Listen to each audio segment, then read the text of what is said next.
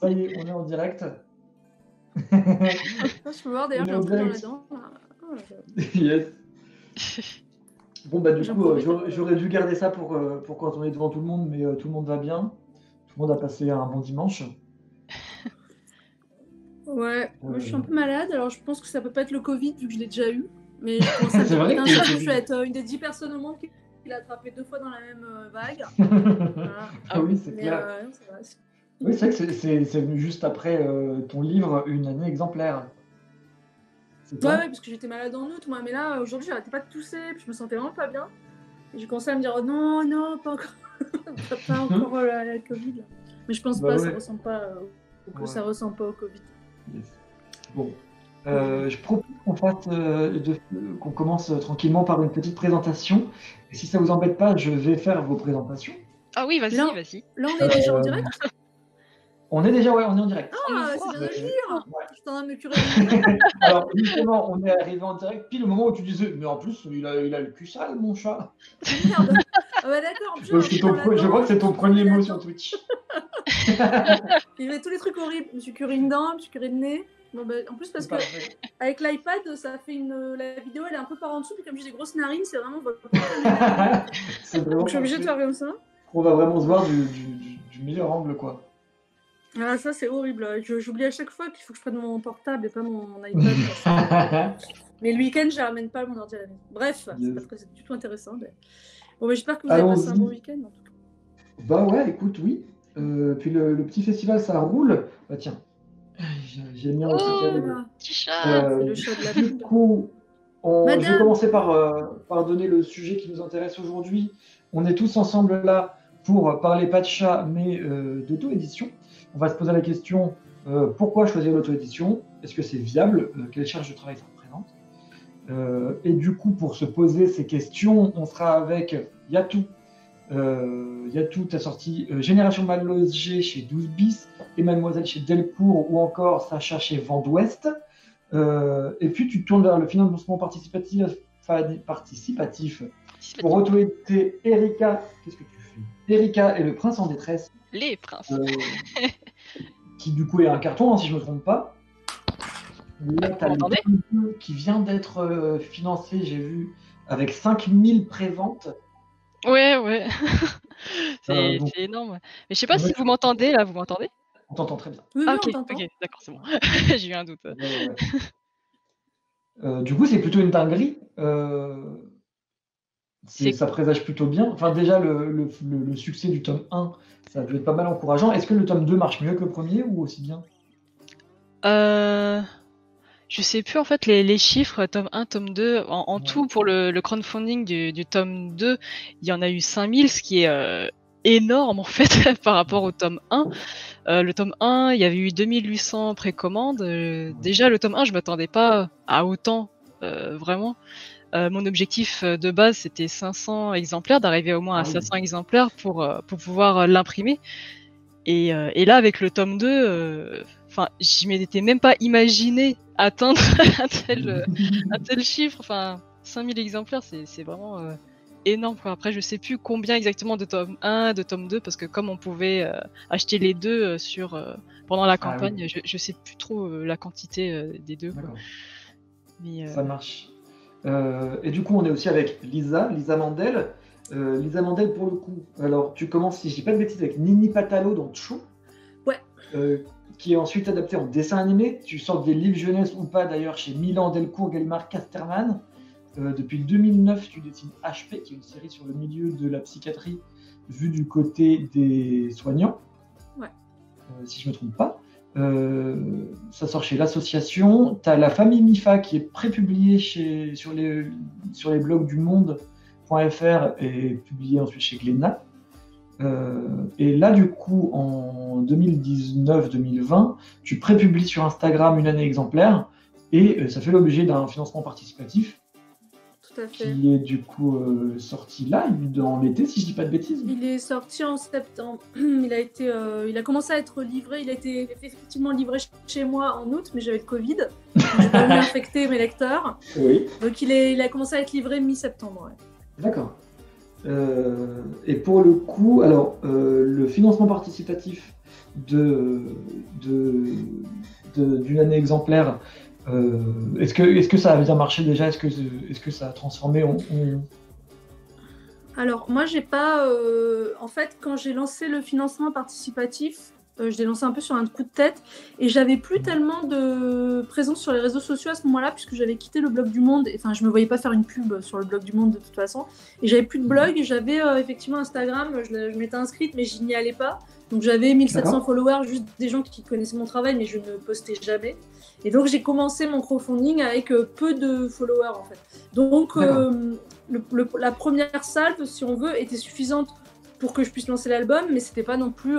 Enfin, je veux dire, ça va, mais c'était par rapport à fait que ça fait 17 ans que je fais de la BD et tout ça, c'était pas non plus extraordinaire. C'était, j'ai engrangé, j'ai eu à peu près 550 préventes. Donc ce qui suffisait, ce qui faisait à peu près 15 000 euros. Si on enlève la remise Ulule, quoi. Ouais. Ce qui m'a permis de lancer le livre. Mais moi, en fait, ce que j'ai fait, c'est que comme je publiais tous les jours, mon nombre de followers a augmenté au fur et à mesure du temps. Oui. Et j'ai fini par, en fait, proposer le livre en pré-vente 4 à 5 mois avant l'impression. Ce qui m'a permis de doubler, plus que doubler. Bah, maintenant, j'ai quintuplé mes ventes. Et ça continue là, puisque avec j'ai été sélectionnée au Festival d'Angoulême, donc ça a relancé les ventes. Et puis du coup, on s'approche de Noël. Enfin, moi, je découvre. Bravo d'ailleurs. Et donc, c'est effectivement, c'est pas des chiffres aussi impressionnants que les tiens.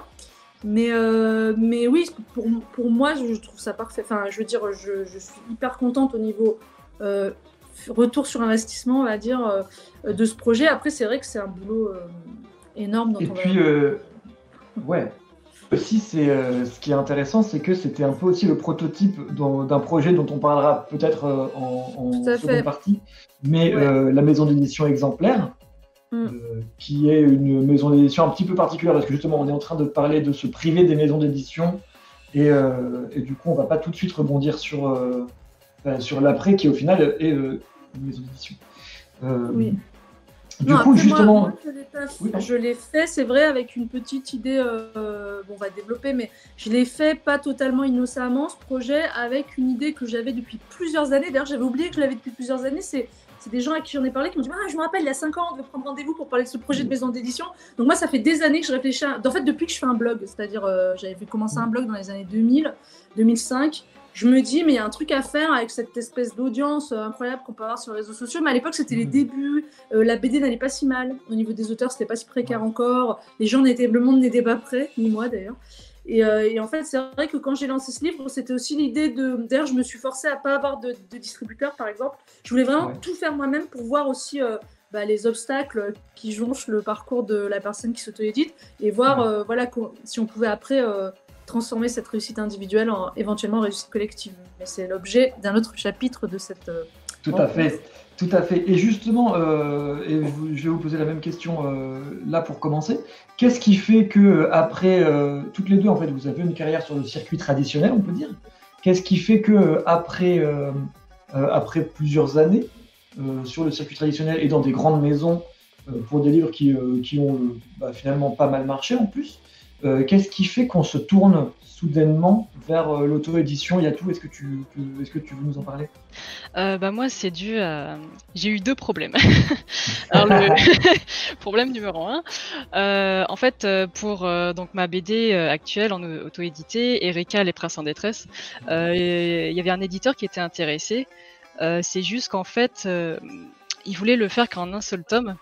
Et le truc, c'est que moi, comme j'ai imaginé vraiment un univers assez développé, je le voyais pas du tout en un seul tome. En fait, je voyais pas comment tout condenser dans un seul volume. Pour moi, c'était obligé. Il y a plusieurs livres et on a eu un désaccord sur ça. Enfin, il n'y a pas eu de désaccord. Enfin, je me posais encore des questions. J'étais, est-ce qu'il a raison ou pas? Je savais pas. Mais déjà, c'était ce premier problème-là. Bon, c'était un peu chiant, quoi.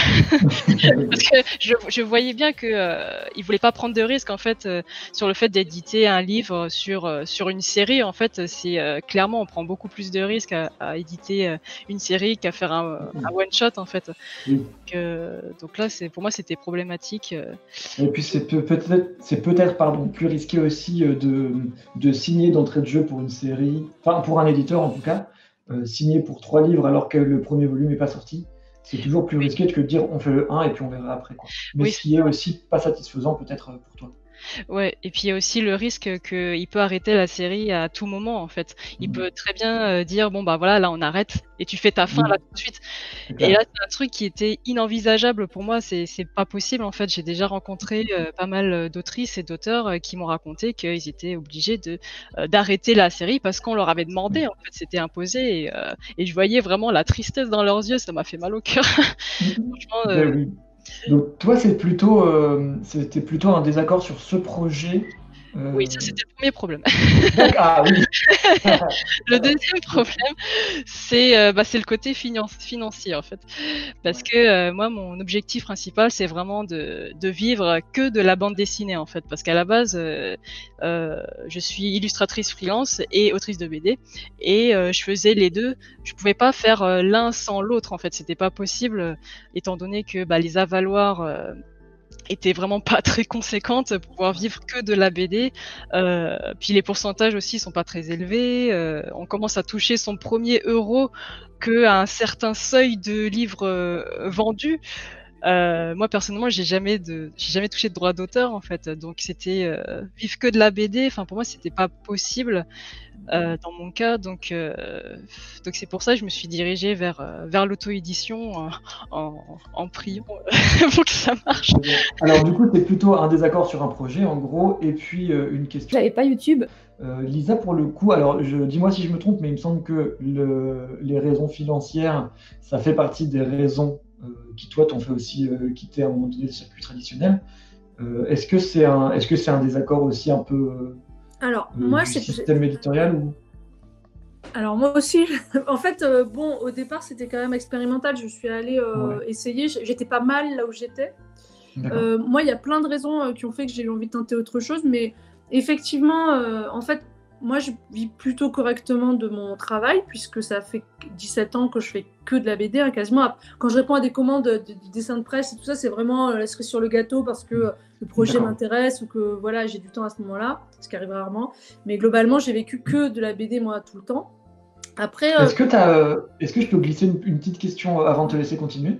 Est-ce que tu as l'impression que c'était plus facile de gagner sa vie avec la BD quand tu as commencé par rapport à maintenant, ou est-ce que c'est plutôt pareil et c'est devenu plus facile parce que tu as toute cette carrière? Alors attends, après j'essaierai de pas perdre le fil de ce que j'étais en train de dire, mais alors si c'est pour répondre à ta question, moi je suis arrivée dans la BD au début des années 2000, puisque Nini Patalo, ça faisait déjà quelques années que je bossais, c'est-à-dire que je faisais du dessin de presse, de l'illustration, des strips même dans Cho, chez Milan et tout ça. Et quand j'ai sorti ma BD Nini Patalo, c'était en 2003, et c'était pour ce que j'appelle moi la fin de l'âge d'or ou le début des emmerdes, c'est-à-dire qu'on était encore sur les tarifs à la page. Donc moi je suis arrivée à 25 ans, j'ai pas négocié mon contrat parce que je savais pas comment faire. Alors on m'avait conseillé mais j'osais pas, donc j'ai signé des droits du visuel vraiment à mon désavantage, tout ce qu'on veut. Mais par contre j'ai touché 15 000 euros, ce qui correspondait à 305 euros la page à l'époque, brut. Et en fait ce qui était énorme pour moi, je sortais de mes études, ça me paraissait super. Pour 46 pages couleur. Après, Nini Patalo, c'est du gag, donc c'est assez dur de faire une page par... Mais bon, quand même, c'était tout à fait correctement payé. Mais pourquoi? Parce qu'en réalité, c'était pas 300 euros, c'était 150 euros, et que l'autre moitié était financée par Cho, par le magazine. Parce qu'en fait, je suis arrivée à un moment où il y avait encore un peu de presse qui permettait de prépublier, et donc de doubler sa mise. Faut savoir qu'encore avant, les auteurs étaient payés en fixe dans la presse, hein, ils touchaient 2 fois. Donc déjà, moi, quand je suis arrivée, on touchait plus que la moitié. Et en fait, j'ai vu tout au long de ma carrière, en fait, la situation des auteurs se dégrader. Et pour vous donner une idée, moi, il y a 1 an ou 2, j'ai voulu refaire un tome 6 de Nini Patalo. Donc Nini Patalo, la première BD que j'ai faite, que je n'ai pas faite finalement parce que le contrat est annulé. J'ai annulé parce que j'ai pas réussi à le faire. En fait, je faisais l'année exemplaire. Mais en gros, la personne que j'ai eue... à qui j'ai négocié le contrat m'a dit bon, j'imagine que tu veux toucher autant, que tu veux pas toucher moins que ce que tu as touché il y a 17 ans. Alors j'ai dit j'imagine. Non seulement je veux pas toucher moins parce que lui, j'aurais touché 10 000 peut-être, je sais pas ce que c'était. J'ai dit non, d'une part j'avais calculé en fait l'augmentation du coût de la vie et en fait on était à 18 000 sans rien augmenter, juste en suivant l'indice de l'augmentation du coût de la vie en 17 ans, en fait, mes 15 000 euros, c'était 18 000 ou 17 000. Et j'ai dit, en plus, moi j'ai presque 20 ans de carrière, j'avais pas eu autant dans d'autres éditeurs, mais là, j'étais sur la même chose que je faisais en commençant. J'ai dit non, il est hors de question que je touche moins. Donc j'ai négocié un contrat un peu plus avantageux que ce que j'avais eu il y a 17 ans. Mais bon, pour dire, j'ai dû le négocier juste pour avoir pareil. C'est-à-dire que si j'avais pas négocié, j'aurais eu encore moins. Et vraiment, le gars, il m'a fait le prix parce que j'avais déjà fait 6 albums à un autre tarif il y a 17 ans, quoi. Mais donc, et puis ça, moi, je le vois, c'est en fait l'arrivée du roman graphique, la chute de l'effondrement de la presse, la surproduction, l'entrée du manga. Moi, j'ai quand même grandi et j'étais adolescente. Et j'étais jeune adulte à une époque où, à part les mangas qui étaient un peu intello, ou les mangas ultra connus, genre Dragon Ball, mais qui étaient quand même imprimés à l'envers, c'est bon, à l'endroit pour les Français, mais à l'envers pour les Japonais, et les imports, ils n'étaient pas traduits. Donc en fait, moi, j'ai vu arriver aussi d'un coup le manga déferler sur le monde, et tant mieux, parce qu'il y a des choses excellentes. Moi, j'ai vraiment aucun problème avec les mangas. C'est comme la BD franco-belge, il y a des trucs très mauvais et des trucs excellents, donc j'ai pas de problème, mais c'est vrai que ça a rajouté... et surtout du bouquin qui était avec une périodicité plus rapide et moins chère. Donc les jeunes, en fait, lisent et puis les jeunes lisent beaucoup moins de BD qu'avant. Et quand ils lisent beaucoup de mangas. Bref, ça fait une espèce de... Tout ça, c'est des raisons qui font que, du coup, ça marche moins bien. On arrive aux situations que pouvait décrire Yatou aussi tout à l'heure. Oui, mais alors... Et toi, c'est une des raisons qui t'a poussé à te tourner vers le... Alors voilà, je vais revenir à pourquoi je me suis tournée vers l'audition. C'est que moi, donc, j'ai quand même des contrats qui me permettent de vivre correctement.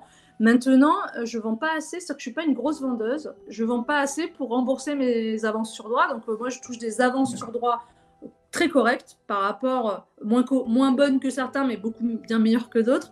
Mais je ne rembourse jamais mes avances sur droit non plus. Donc, en fait, je me suis rendu compte qu'en fait, moi, ça faisait 15 ans que je vivais dans la dette. C'est-à-dire que je fais un album, je suis déjà payée avec l'avance sur droit de l'album suivant. Et en fait, je n'ai aucun moment, sachant qu'on est dans une profession, on n'a pas de congé payé, on n'a pas de 13e mois, encore moins, on n'a rien, on n'a pas de chômage. Moi, en fait, j'ai pas de vacances, donc en fait, je n'avais aucun... avant, si vous voulez, il y a 30 ans, l'auteur, il touchait les droits. Alors moi, j'aurais touché, mettons, allez, je ne vais même pas être folle, j'aurais touché 4 000 € par an de droits d'auteur, ou ça m'aurait permis de dire, ah, l'été arrive, je vais me poser un mois, je vais réfléchir à mon prochain album, qu'est-ce que je veux. Là, en fait, moi, ça fait 17 ans que je suis à flux tendu et que je n'ai pas pu faire ça. Et des fois, j'ai dû même faire 3 albums à la fois, ce qui fait que j'ai tout très mal fait, il y a des trucs que j'ai mis hyper longtemps à faire, je me suis endettée. Et tout ça, parce qu'en fait, cette économie, elle est, à part si on est un bon vendeur, ce qui est... Moi, je suis pas mauvaise vendeuse, mais je suis pas... Voilà, je vends pas 20 000 albums, moi. Donc, à partir de là, on a un truc à... Donc, il y avait ça... Ça a l'air d'être un consensus de toute façon. Je pense que même dans les segments qu'on a eu aujourd'hui dans la journée, que finalement les autrices et auteurs comptent de moins en moins sur leurs droits d'auteur en fait. Enfin, moi personnellement, je touche mes aventures droits qui sont pas lourdes et je pense pas avoir déjà. Et je sais pas toi Yatou non plus si tu as déjà remboursé des avances sur droit. Non. Non. Pour l'instant, j'ai rien touché en fait en droit d'auteur. En fait, moi j'en ai touché sur mon premier album de Nini Patalo, mais bon, que j'ai fait à 17 ans. Alors là, j'ai un peu de droit d'auteur, mais c'est pas énorme. Et j'ai touché sur l'association. T'en touches encore à l'asso. Quoi? D'accord. Tu touches encore des droits pour Nini Patalo aujourd'hui? Parce que en fait, je triche finalement la phrase. Pardon. Depuis la parole, mais si j'arrive pas à la finir, je suis pas obsessionnelle, je vais avoir envie d'aller jusqu'au bout, puis je vais tout le temps. Ça va ralentir. Je vais juste finir mon truc, et après je vous laisse vraiment. Donc il y a eu HP. Et donc pour répondre à ta question du début, il y a eu donc 2 problèmes. Il y avait celui-là que je partage avec Yatou. Finalement, c'est pas la même situation parce que je suis plus âgée et que voilà, j'ai peut-être un peu plus fait mon trou. Et la deuxième, c'est que moi, en fait, ça fait 20 ans que je ronge mon frein. En fait, c'est comme quelqu'un à qui on gratte de la peau et depuis 20 ans. C'est les contrats, c'est-à-dire moi je trouve que à chaque fois que j'ai signé un contrat, à part chez les petits éditeurs, à part chez l'asso en fait, qui est très transparente et tout, j'ai toujours eu l'impression que quelque part je me faisais bananer depuis le début de ma carrière jusqu'à aujourd'hui. Moi je suis fatiguée de devoir relire mes contrats 20 fois, de devoir me rendre compte qu'il y a des clauses tordues à chaque fois, avoir en face un éditeur qui est d'une mauvaise foi à te dire mais non, moi j'ai eu ça, mais cette clause là, mais tu sais qu'on l'applique jamais. Je dis bah alors enlève-la, mais non, mais tu sais qu'on l'applique jamais. Les droits audiovisuels qu'on nous glisse avec les droits papier comme si c'était normal alors qu'en fait c'est 2 contrats et qu'on nous fait croire qu'on ne signe pas l'un sans l'autre. Moi là quand même, c'est vrai qu'il y a une culture aussi qui est devenue un peu étrange de ah non mais t'inquiète, ça tu nous dis et puis on l'enlève, mais dans ça puisque si on dit on l'enlève, pourquoi le mettre? Pourquoi tu le mets? Mais ça, moi, je trouve que ça devrait pas être possible. Je veux dire, ça ne coûte rien. Parce que qu'un éditeur arrive en me disant, je peux pas augmenter tes droits d'auteur. Bon, le système ne marche plus pour les auteurs, je l'entends. Mais un éditeur qui essaie de te niquer, parce que, excuse-moi, mais des fois, c'est pas le petit éditeur salarié qui fait ça, ils te disent oui, ils se blindent, c'est les juristes, bon, c'est je sais pas qui, c'est le dieu de la BD qui fait ça. N'empêche qu'il y a toujours des trucs où ils essaient de gratter pour se blinder eux, et pour qu'au cas où ça marche, ils en tirent le maximum sans te donner aucune garantie à toi. Par exemple, le truc des séries. Moi, j'ai des séries qui sont arrêtées au milieu. Dieu merci, quand j'étais seulement scénariste, mais c'était quand même chiant. Et en fait, l'auteur, en gros, l'éditeur, si tu regardes son truc, si tu signes, il te dit que toi, tu t'engages sur 3 albums minimum avec lui, mais lui, il s'engage pas du tout sur 3 albums avec toi. Hein. Donc, tu te retrouves à signer des contrats comme ça. Genre, en fait, toi, tu dois t'engager, mais lui, en fait, il s'engage pas. Ouais. Et moi, ils m'ont saoulé. En fait, il y a un truc qui m'a saoulé en me disant ça leur coûte rien d'être honnête, en fait. Juste, ils le sont pas parce que en fait, l'auteur, c'est une grosse brêle qui a pas fait d'études de gestion, ni de compta, ni d'études de droit. Et à part si c'est un mec un peu tordu et un peu carré, il saura pas négocier. Donc, on y va. Puis il est un peu con, l'auteur, il est un peu gentil, un peu con, tellement content qu'on l'édite. Voilà, ouais, c'est tout ça qui s'est accumulé. Et à un moment donné, je suis arrivée, j'ai dit, mais en fait, j'en ai vraiment plein les bottes de devoir relire 20 fois mes contrats parce que j'ai des gens en face de moi qui n'arrivent pas juste à être honnêtes, quoi. À un moment donné, à dire, je vais faire un truc simple.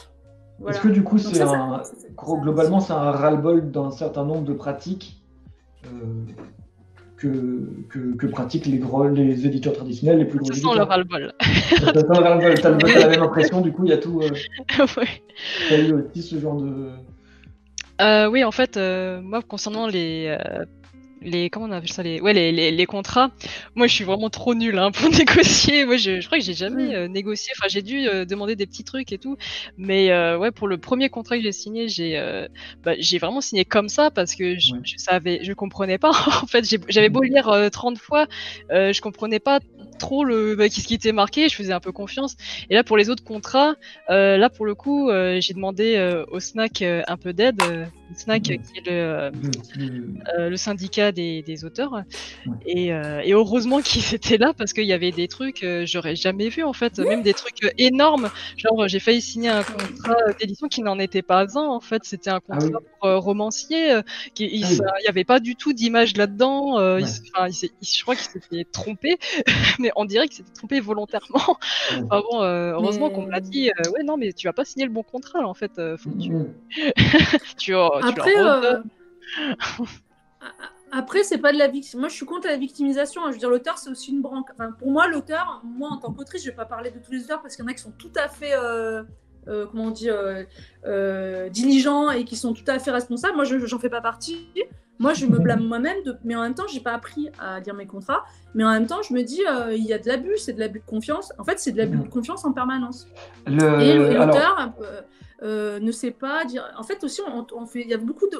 Il joue vachement sur l'affectif. Moi, ce que j'aime pas, c'est cette fausse idée qu'on est des partenaires, alors qu'en fait, on est des employés avec un patron, sauf qu'on n'a aucun droit. Voilà.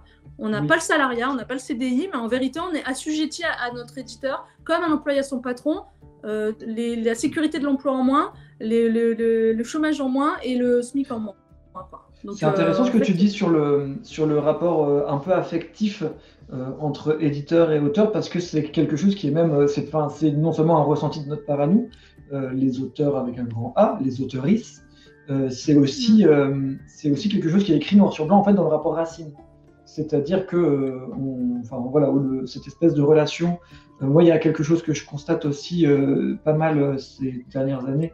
C'est pas à propos de moi, mais si je peux juste donner mes 2 centimes, il y a quelque chose que je constate, c'est que ces temps-ci dans la BD, il y a pas mal de gens qui ne viennent pas de la BD, qui sont intégrés dans le circuit bande dessinée, et qui en fait ne savent pas du coup défendre les auteurs, et qui en fait, on se retrouve à être bons copains avec eux, parce que, et remarque même des gens qui sont des éditrices, éditeurs professionnels, c'est de plus en plus difficile pour eux de faire ça.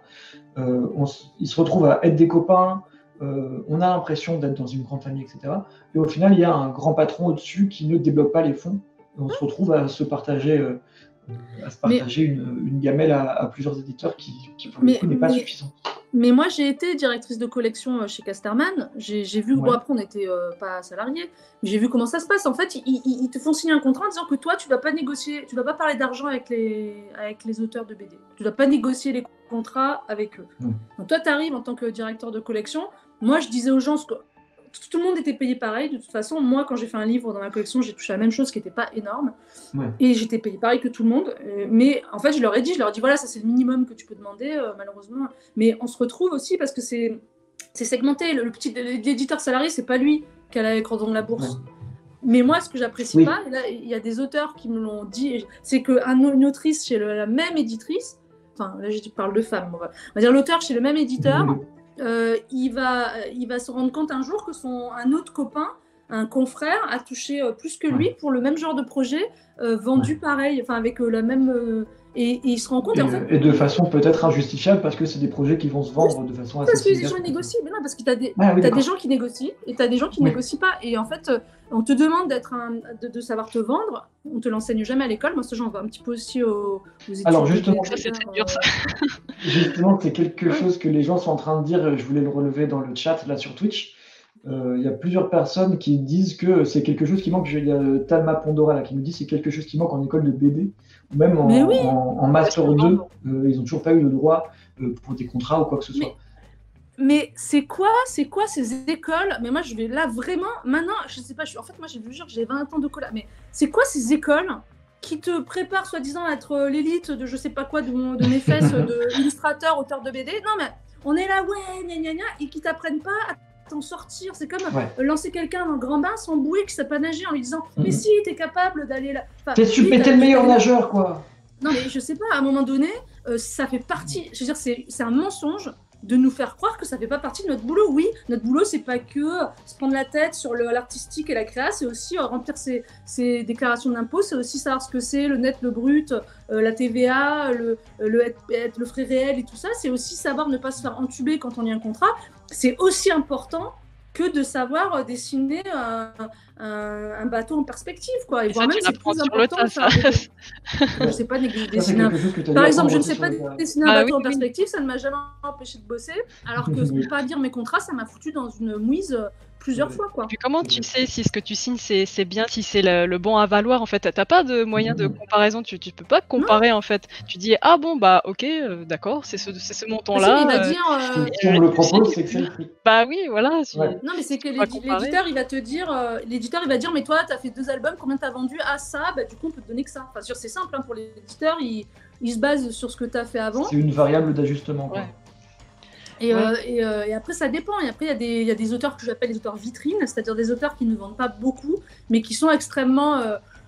qui sont des auteurs vitrines, c'est-à-dire que ça fait bien d'avoir cet auteur-là dans sa maison d'édition. Du coup, tu as des auteurs que je ne nommerai pas, parce que voilà, qui font du boulot extraordinaire, mais qui ne vendent pas forcément beaucoup, mais eux qui touchent beaucoup en avance sur droit, parce qu'ils ont un statut comme ça. Alors, ceux-là, ils ont un peu de chance, ils sont mieux rémunérés que ce qu'ils vendent. Le reste d'entre nous, c'est à mesure de ce qu'on vend, sachant que les gros éditeurs ne vont pas forcément aussi mettre le paquet pour nous soutenir, pour soutenir la promotion de nos albums. Hein. Il va mettre le paquet sur des trucs qui se vendent déjà.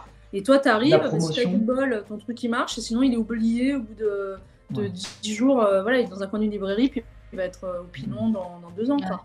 La promotion, c'est quelque chose dont je voudrais parler. Je voulais en parler un peu plus tard, mais on peut en parler maintenant. Je sais que ça a été abordé aussi plus tôt. Est-ce que, donc on peut passer dessus un peu rapidement, est-ce que vous avez le sentiment que les éditeurs, et du coup Lisa, comme en plus tu as été éditrice, est-ce que tu as le sentiment que la présence sur les réseaux sociaux, c'est quelque chose qui est regardé aujourd'hui par les éditeurs? Bah oui, bah évidemment, les éditeurs, bah on en connaît. Je veux dire, tu poses une question, tu connais la réponse, Aurélien. Bah oui, mais les éditeurs, en fait, j'essaye d'avoir un rôle d'intervieweur, et j'essaie de ne pas donner moi-même les réponses, sinon je peux parler tout seul, hein, je peux tenir 1 heure, moi. Non, mais t'as évidemment des auteurs, des jeunes autrices et auteurs, et ça, moi, je trouve ça horrible, qui ont en fait un certain succès sur les réseaux sociaux, voire même un succès certain, et qui se font débaucher par des éditeurs qui vont leur proposer des avances moisies parce que c'est le début, qu'en plus, il y a cette espèce de croyance que c'est pas parce que ça marche sur les réseaux sociaux que ça va marcher dans les librairies, ce qui n'est pas une fausse croyance, sauf que c'est juste une méconnaissance du marché d'aujourd'hui. En tout cas, c'est quelque chose que moi, on m'a pas mal...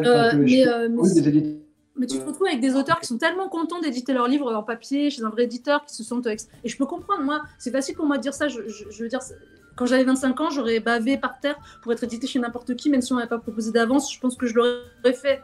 Donc, c'est facile maintenant de dire, mais la vérité est que les gens acceptent parfois aussi des contrats vraiment pourris parce que ils voient pas d'autres, ils pensent pas que leur travail vaut mieux que ça. Et c'est vrai que les éditeurs font leur marché, donc en fait se servent du marketing qui est en fait fait par les auteurs, donc du travail de promotion de l'album et de diffusion qui est fait en amont par l'auteur pour l'éditer à des tarifs pourris, alors là même qu'il devrait lui payer ce qu'il donne soi-disant à la com, ça devrait être l'auteur qui le touche en pourcentage, parce que c'est à ce titre-là, je veux dire, tous les auteurs qui sont des blogueurs, les 4/5 de ce qu'ils ont vendu en librairie, c'est lié au fait qu'ils sont connus sur les réseaux sociaux. Donc c'est un peu... Alors ça, après, ils disent, mais on a un service de com, sauf que pour ces auteurs-là, moi je suis désolée, le service de com, c'est pas ça qui a fait que l'auteur, on a l'impression que le budget en com, en tout cas, et Yatou, je pense que tu vas pas dire le contraire, parce que toi, Erika, ça a commencé sur ton blog. Oui, ça a commencé. Ouais, ça a commencé sur le blog et en fait, il n'a pas été édité en maison d'édition. J'ai tout de suite mis en auto-édition à cause des problèmes que j'ai cités tout à l'heure. Mais ouais, par exemple, pour mon tout premier album en maison d'édition, je l'ai d'abord fait sur le blog et c'est comme ça en fait, c'est ma présence sur le blog qui a fait que on m'a proposé de faire un album BD par rapport à mes petites histoires. Ouais, par rapport à mes petites histoires que je mettais c'était sur les stagiaires exploités en agence de pub, c'était avec cette histoire-là en fait. Donc moi tout a commencé parce que j'avais une présence sur internet et que le travail de promotion était déjà fait en fait.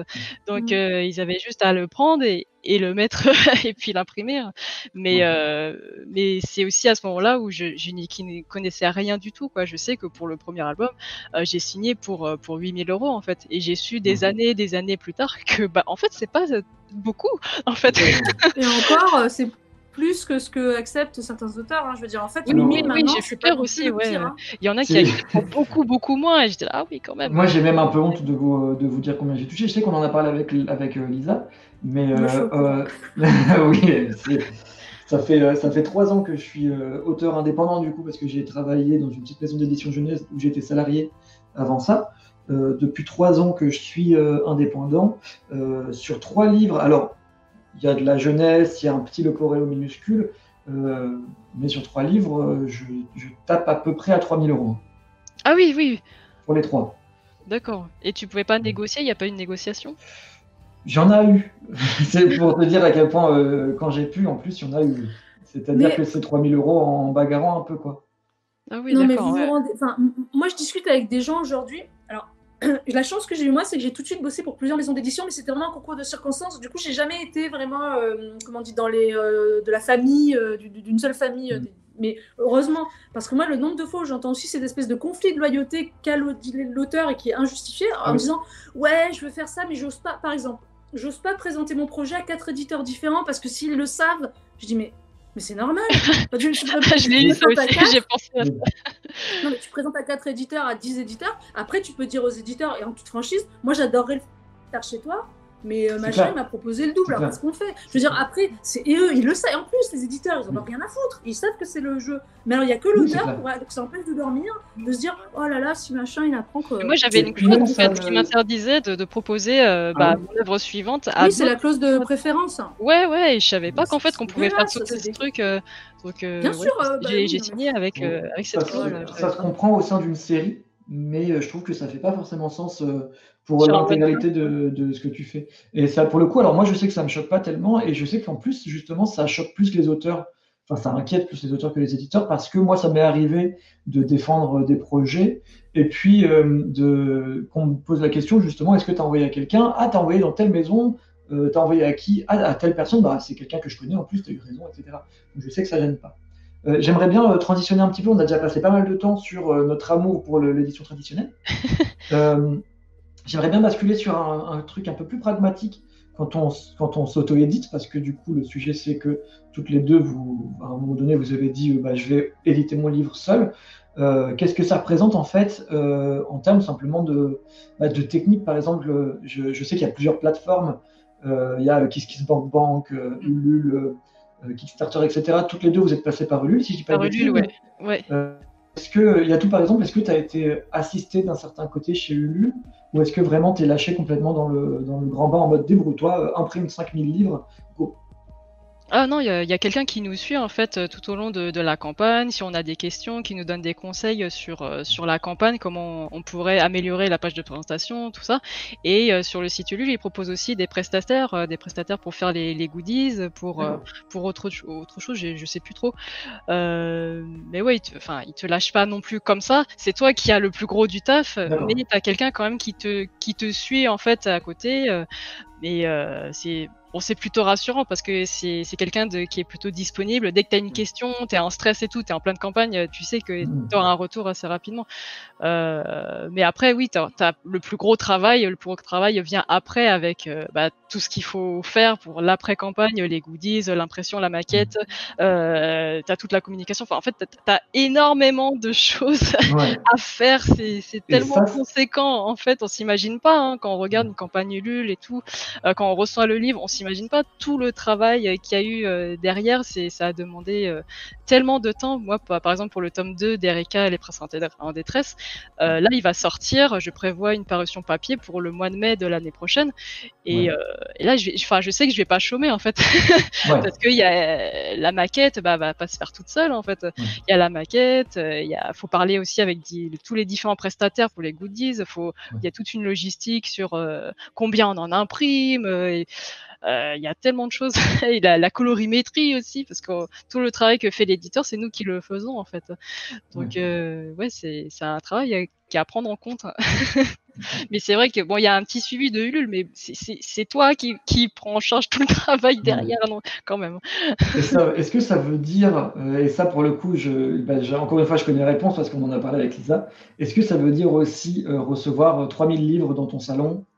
Ah ça fait partie des problématiques en fait quand on fait un crowdfunding, c'est le stockage. Alors où est-ce qu'on va mettre tous ces livres? Moi heureusement il y a les parents de mon copain en fait, ils ont un grand garage, mais vraiment un super grand garage, et heureusement qu'ils ont ça parce que nous on va recevoir on sait qu'on va devoir imprimer 5000 exemplaires, donc ça veut dire qu'on va en imprimer un peu plus pour pouvoir en vendre par la suite en festival, tout ça, en librairie. Et ça veut dire qu'il y aura minimum 7000 bouquins qui vont arriver et plusieurs palettes de plusieurs tonnes de livres qui vont arriver. Donc là, faut prévoir la place pour stocker tout ça. Et là, je m'estime vraiment très très chanceuse d'avoir cet espace-là à disposition, parce que c'est vraiment la très grosse problématique en fait de devoir stocker tous ces livres, parce que là dans l'appartement c'est pas possible. Sur 40 mètres carrés à mettre 7000 livres, c'est pas possible. Et toi, du coup, t'as reçu de l'aide de ton copain? Ah oui. En fait, on fait ça à deux. Donc, je travaille avec mon copain. C'est lui qui fait la maquette. Ah oui, d'accord.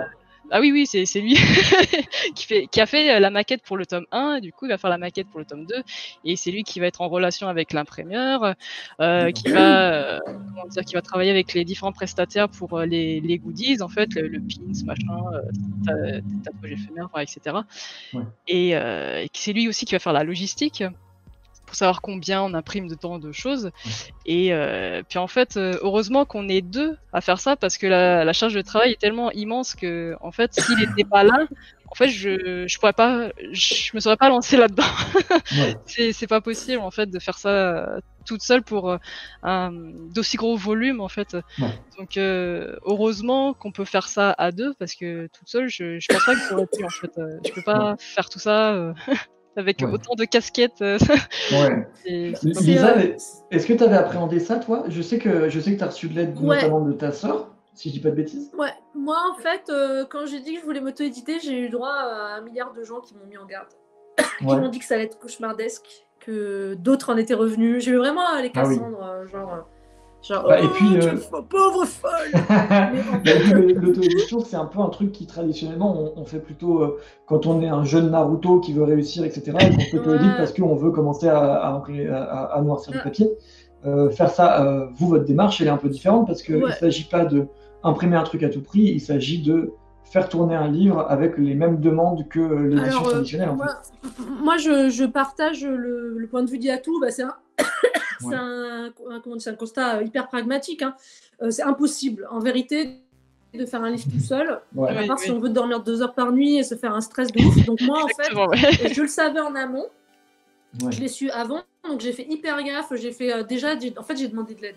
Déjà, j'ai demandé à quelqu'un de me conseiller pour le papier, pour savoir quel type de livre, quel devis je devais faire. Donc c'est en fait Estocafiche des éditions Misma qui est éditeur chez Misma et qui était avant imprimeur, donc qui s'y connaît hyper bien, qui m'a à la fois donné le contact de de plusieurs imprimeurs et qui m'a aidé à rédiger le devis, enfin quand même qu'il a rédigé pour moi. Donc ça, c'est bon. Ensuite, quand les livres sont arrivés, moi j'ai un atelier, mais ça faisait quand même beaucoup. Moi, j'en avais commandé 2000. J'ai eu d'abord j'ai eu le Covid, donc j'ai pas pu aller réceptionner les livres. C'est bien moi qui l'ont fait à ma place. Bon, c'était sympa, je les remercie encore. Mais après, tu vas faire un peu en mode difficile. J'ai monté une équipe pour les empaqueter, parce qu'en fait, moi, on m'avait prévenu dès le début. On m'avait dit attention, Lisa, une personne seule, elle met 1 semaine pour empaqueter 500 livres. À partir de là, je me suis dit, ok, je peux pas m'en occuper seule, sachant que quand je suis arrivée au moment où les livres sont arrivés, j'en avais 1000 prévendus. Et donc, en fait, j'ai monté une équipe. Donc, il y avait ma sœur déjà dans le coup, et j'avais ma copine, et puis j'avais une amie qui est graphiste, qui a aussi fait la maquette de mon livre. À l'étage du dessus, il y avait la correctrice orthographique, qui était une amie aussi, qui est correctrice professionnelle, qui a corrigé mon livre. Donc, en fait j'ai fait appel à tous les professionnels, hein, j'ai pas fait de livre seul. Et ensuite, il y a eu la vente au quotidien. Parce que moi, j'ai été aussi surprise, finalement, par le fait que ça s'est continué à se vendre. Et là, en fait, il y a aussi tout le service après-vente. Les retours, les gens qui partent sur SAV, le fameux SAV.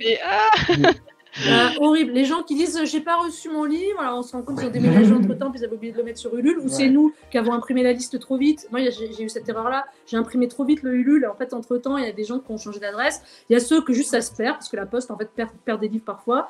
Et il y a tous les gens qui. Bref, donc il y a tout un service après-vente.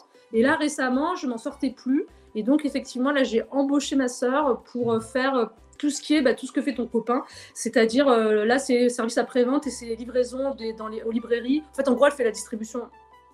C'est elle qui s'occupe de la distribution là, parce que moi j'arrivais plus, j'avais trop de choses à gérer par ailleurs et je pouvais pas m'occuper de ça parce que ça me prenait. En fait, le problème quand on fait ça et qu'on fait à la fois son métier, c'est qu'on est arrêté toutes les heures par des problèmes logistiques qui n'ont rien à voir avec le dessin. Ce qui fait qu'en fait moi je sais pas si ça te fait ça Yatou, mais en gros tu es en train de te concentrer, déjà c'est pas facile.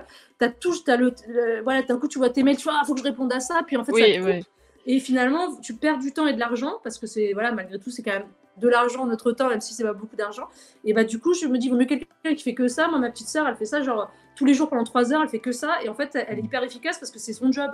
Moi, c'était divisé dans la journée. Finalement, je paumais ma journée à répondre à des mails. Et je me suis dit, c'est sûr que oui, en fait, se lancer là-dedans, c'est accepter d'avoir moins de temps pour dessiner. En fait, notre métier principal, c'est dessiner, donc forcément. Après, ça fait partie du métier. Du coup, c'est un métier qui est. Alors moi, je suis hyper contente, par contre, de faire autre chose que dessiner. Parfois, j'en avais un peu marre de passer mes journées à trouver des idées là, mais. Par contre, c'est que c'est chronophage. Donc ça veut dire qu'effectivement, quand on fait ça, il faut bien se dire qu'on va pas pouvoir tout de suite repartir sur l'album suivant, par exemple. Parce qu'il y a un mois ou deux où ça va être que de la gestion à part, si tu bosses avec des gens qui t'aident en fait à t'alléger ta journée, à permettre d'avoir moins un mi-temps pour bosser sur tes projets. Mais bon, c'est de l'organisation en fait. Est-ce que c'est de là du coup qu'est venue l'idée des éditions exemplaires ? Tout à fait, c'est-à-dire que en fait, quand j'ai fait le projet d'auto-édition, j'avais déjà cette idée-là en tête, et c'est vrai que ça a confirmé ce que je pensais, c'est-à-dire qu'à la fois c'était rentable au niveau économique, ce qui était quand même le plus important, par contre que c'était chronophage, et je me suis dit tiens, et que j'avais pas fait le livre seul, quand je me suis rendu compte que j'avais demandé l'aide d'autant de gens, je me suis dit en fait on pourrait très bien monter une structure, puisqu'on peut pas le faire tout seul. Autant monter une structure, mutualiser les coûts entre plusieurs auteurs, avoir un vrai accompagnement même artistique, à penser à avoir des DA et tout. Mais au lieu que ce soit l'éditeur qui prend tous les risques et que l'auteur se retrouve à 8 à 10% de droits d'auteur, un peu la 5e roue du carrosse, à qui on fait signer des contrats moisis, et l'auteur est au centre de sa production et tous les gens qui travaillent avec lui travaillent au service du livre et sont tous payés en fait un intéressement sur le livre en pourcentage du prix du livre. Et tout le monde se finance par financement participatif. Donc du coup, la structure ne s'endette pas, ne vit pas sur la dette, et chaque livre a sa propre économie en fait. Mais avec une solidarité au niveau de la diffusion, au niveau de la distribution et au niveau de tout ce qui est chiant en auto-édition sur le service d'après-vente, la compta. Les éditions exemplaires, ça s'appelle du coup les éditions exemplaires. C'est pour expliquer très très vite, c'est du coup, tu l'as dit, une maison d'édition qui veut replacer l'auteur au centre de ses préoccupations, avec tout ce que ça a de préoccupations financières, et puis aussi de pouvoir se libérer justement de toutes ces contingences techniques dont tu parlais aussi tout à l'heure. Est-ce que du coup la structure juridique, ça va être celle d'une maison d'édition, mais par contre la structure à l'intérieur, est-ce que c'est la même? En fait, qu'est-ce que c'est la vraie différence entre les éditions exemplaires et n'importe quelle maison d'édition? Eh ben, alors la différence, bon, ça va être une SAS, ça va être une société au départ, qui est ouverte à d'autres associés, mais pour l'instant, par souci de rapidité, on l'a ouvert à 2 avec mon associé qui est ingénieur en informatique. Et en fait, la grosse différence, c'est que déjà, il y a pas, en fait, j'ai beaucoup réfléchi du coup pendant le Ulule, mais la grosse différence, c'est qu'en fait, moi, je pars du principe que l'auteur, c'est lui qui se diffuse, donc l'argent qui coûte coûte normalement une diffusion, c'est l'auteur qui le récupère. L'auteur, il assume une partie des charges qui incombent normalement à l'éditeur, à savoir parfois stocker ses livres, parfois faire sa maquette lui-même. Donc en gros, l'auteur, on lui présente un camembert avec des frais qui sont complètement transparents, et il va choisir son degré d'investissement dans le livre, sachant qu'à minima, on veut qu'il puisse toucher au moins 30% en vente directe, sans rien faire. S'il fait que son travail de dessinateur, 30 à 40% en vente directe et 20% en librairie si on passe par un distributeur, sans rien faire d'autre. Tout le reste, ça vient s'ajouter. Mais en gros, la différence, c'est qu'il n'y a pas derrière, il n'y a pas de capitalisation. C'est-à-dire que tout l'argent qui va être généré dans la structure va être tout le temps redistribué à tous les gens qui ont travaillé sur les livres. Il n'y a pas d'argent mis de côté, et un livre qui se vend bien ne va pas servir à en publier 10 autres qui risquent de ne pas se vendre. On fonctionne pas comme ça. Et aussi, il n'y a pas de salariés, c'est-à-dire que personne n'est salarié, et ça, je préférais qu'on soit tous salariés, mais non. Personne n'est salarié, tout le monde a un pourcentage sur le livre, donc tout le monde a intérêt à ce que le livre marche.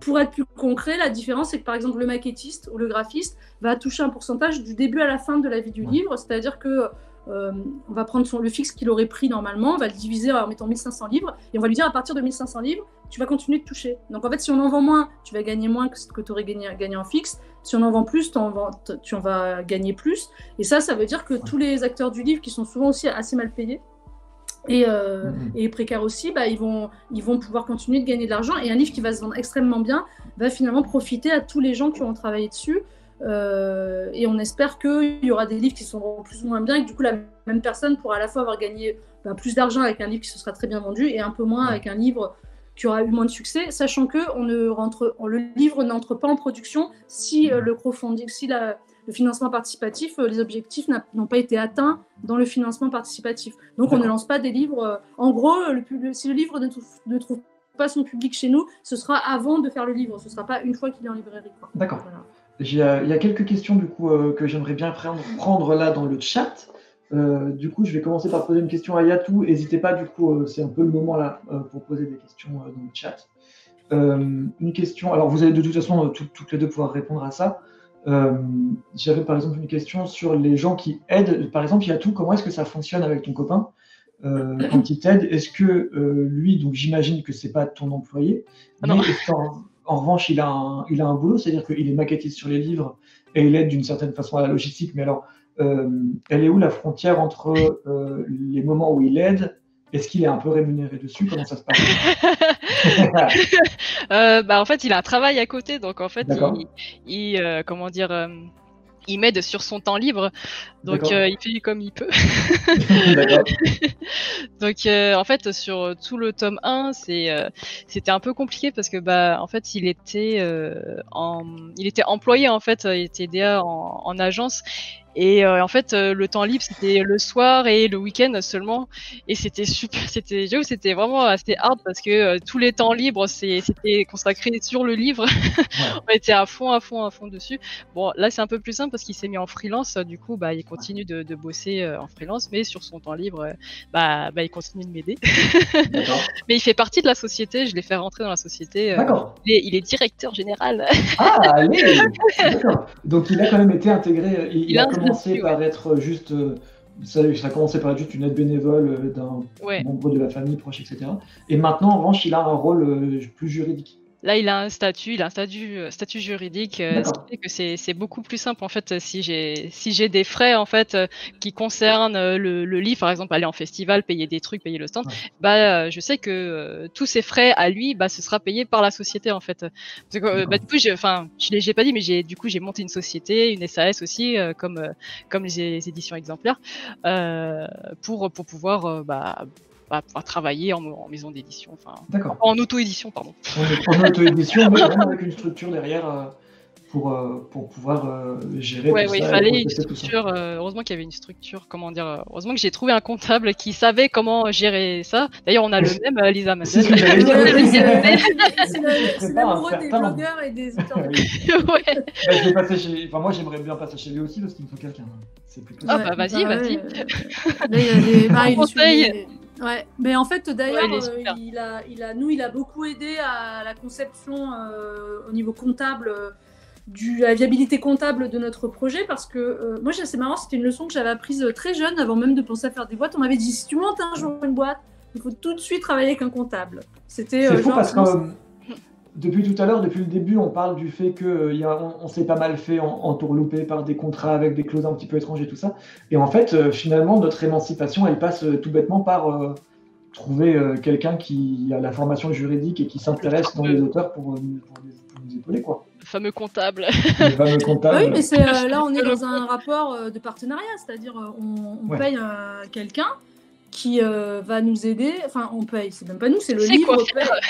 Le livre paye, oui, mais effectivement, moi ma soeur je l'ai rémunérée par exemple, je n'ai pas travaillé gratos. D'accord.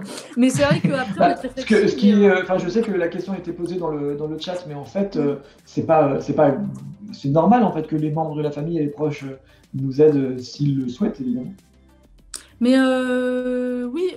Mais après, puis il y a la confiance. Là, nous, comme on crée cette structure Aurélien, donc exemplaire, ma sœur aussi, il est question dont je fais partie d'ailleurs. C'est vrai qu'il y a peut-être, il n'y a pas de conflit. C'est pour le dire, histoire qu'il n'y ait pas de conflit d'intérêt ou quoi. Je fais partie aussi de l'aventure exemplaire. Et oui. Mais en tout cas, voilà. Donc moi, ma sœur, en l'occurrence, ce serait justement pour régler toutes ces histoires, pour bosser sur le service après-vente, la relation client, faire l'interface entre l'auteur en fait et les lecteurs, parce que c'est quelque chose qui prend énormément de temps si on doit le faire soi-même, et qui va aussi gérer toutes les petits, elle va faire un peu la gouvernante, je sais pas comment on dit, l'assistante des auteurs pour leur faciliter tout ce travail de gestion de l'auto-édition, quoi. Mais effectivement, les gens, voilà. Après, moi, j'ai fait travailler ma copine gratos, je tiens à le dire. Ça y est. Mais après, les gens, quand ils travaillent bénévolement, on sort de l'exploitation en exploitant d'autres gens, quoi. C'est un peu comme le commerçant qui avait sa femme qui faisait la compta, puis après, il la quitte et elle n'a rien. Voilà, c'est ça. Oui, voilà. Alors, quelques questions, peut-être très rapidement. Celle-ci, on y a déjà un petit peu répondu, mais il y a tout. Il faut quel statut pour faire de l'auto-édition quand on est artiste-auteur? En fait, il y a un petit peu répondu, parce que si je dis pas de bêtises, tu es artiste-auteur, mais tu es aussi au capital d'une entreprise, du coup. Oui, une entreprise SAS. Donc, en fait, j'avais pas trop de choix. En fait, fallait que je monte cette structure selon le comptable. Et heureusement qu'on l'a fait, parce qu'en fait, pour toucher tous les sous que les gens aux impôts là, ils connaissent pas, les ULU, les Tipeee, c'est compliqué en fait à déclarer. Ils savent pas ce que c'est. Il n'y a pas de case sous qui provient de crowdfunding. C'est compliqué en fait. Du coup, j'ai fait ça, quoi. Mais attends, parce que en fait, moi, justement, je discutais avec notre comptable. Il y a une loi qui est passée il y a quelques semaines, il y a un truc qui est passé, quelques mois, qui fait que maintenant, on peut s'éditer et rester Oui, c'est exprimé en vrai. droit d'auteur. C'est-à-dire qu'avant, C'est on était vrai. obligé de changer de statut et c'était très Ouais. compliqué. C'est pour ça que lui, il proposait de créer des sociétés pour Ouais. continuer de se payer en droit d'auteur. Parce que Oui, si voilà. on devenait éditeur, on rentrait dans une autre case comptable, c'était des frais supplémentaires. Mais C'est depuis vrai pas que maintenant, on longtemps, peut, oui. on peut s'auto-éditer en fait, sans monter de structure ni rien, en restant simplement artiste-auteur, on a le droit. Et ça Donc fait maintenant, c'est 2-3 mois possible, que ça c'est existe. possible, ouais. Ouais, c'est tout récent. Il y a quelqu'un qui me demande du coup, qui me dit du coup qu'elle sort d'école et qui n'a du coup pas une grosse communauté, et qui demande est-ce que c'est envisageable de se lancer en auto-édition tout de suite. Ça rejoint une question qu'on s'était posée plus tôt, à savoir faut-il être connu pour être Oui. édité. Sauf que là, la question avait été posée dans le cadre de pour être édité par un gros éditeur qui a une grosse machine et qui va pouvoir potentiellement faire sa com. Là, en l'occurrence, est-ce que vous pensez et peut-être qu'il y a tout, ce sera toi qui sera la plus proche de répondre à ça parce que ta carrière est plus verte, on va dire. Est-ce que tu penses, et est-ce que vous pensez toutes les deux, que c'est envisageable de se lancer direct en sortant d'études comme ça en auto-édition? Moi, je dirais plutôt d'essayer de se faire sa place déjà sur Internet, en fait, sur les réseaux sociaux, essayer de creuser un petit peu son trou, d'essayer d'avoir des gens qui nous suivent, parce que c'est vrai que se lancer tout de suite, allez, je fais un Ulule et il y a personne qui me suit, ça risque de pas trop marcher, en fait. Donc, En il faut fait, avoir une petite base ouais. plus ou moins solide de gens qui te suivent.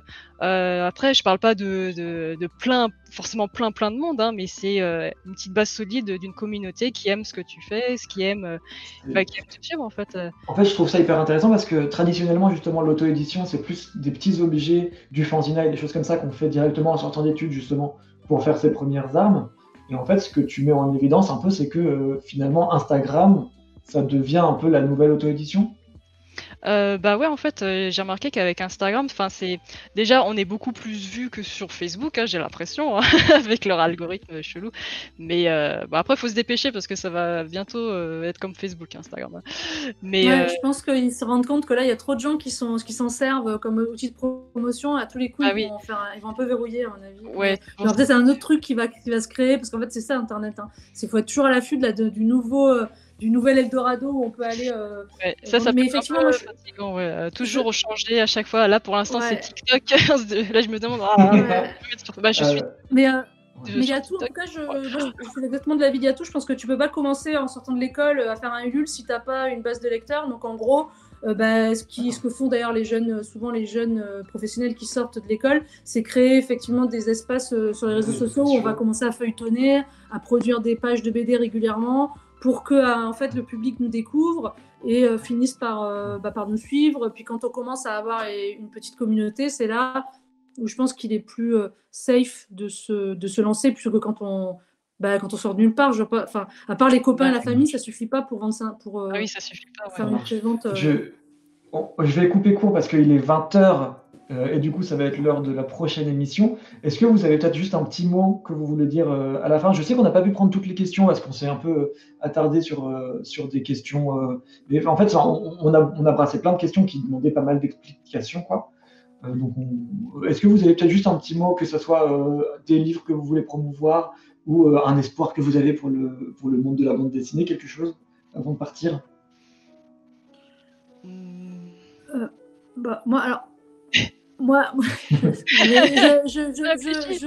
pense que l'auto-édition, c'est bien que ça existe. Je pense que si ça peut recréer un dialogue avec les éditeurs et faire se questionner tout le monde sur la place de l'auteur dans la chaîne du livre, je pense que ce sera gagné. Et je pense qu'il faut qu'il y ait ce genre d'initiative individuelle qui prouve qu'on peut y arriver sans éditeur. Non pas pour prouver que les éditeurs sont dispensables, parce qu'ils sont indispensables, je pense, à un milieu sain avec de la qualité.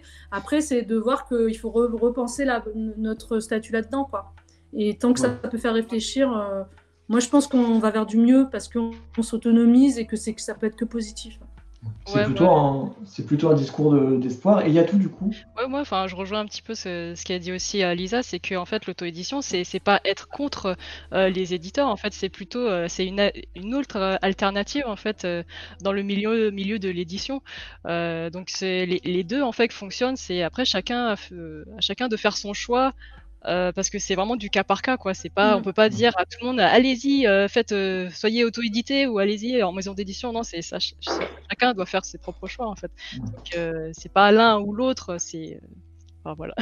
Et bah, je trouve que c'est super, c'est une super pensée pour la fin.